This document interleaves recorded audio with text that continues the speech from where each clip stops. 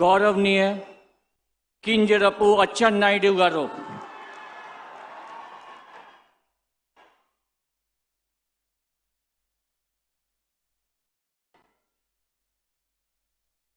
నేను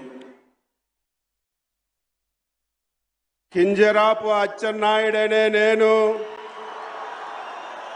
శాసనము ద్వారా నిర్మితమైన భారత రాజ్యాంగం పట్ల నిజమైన విశ్వాసం విజేత చూపుతానని, భారతదేశ సార్వభౌమాధికారాన్ని సమగ్రతని కాపాడుతానని, ఆంధ్రప్రదేశ్ రాష్ట్ర మంత్రిగా నా కర్తవ్యాన్ని శ్రద్ధతో అంతఃకరణ శుద్ధితో నిర్వహిస్తానని, భయం కానీ పక్షపాతం కానీ రాగద్వేషాలు కానీ లేకుండా నిర్వహిస్తానని, శాసనాలను అనుసరించి ప్రజలందరికీ న్యాయం చేకూరుస్తానని దైవ సాక్షిగా ప్రమాణం చేస్తున్నాను.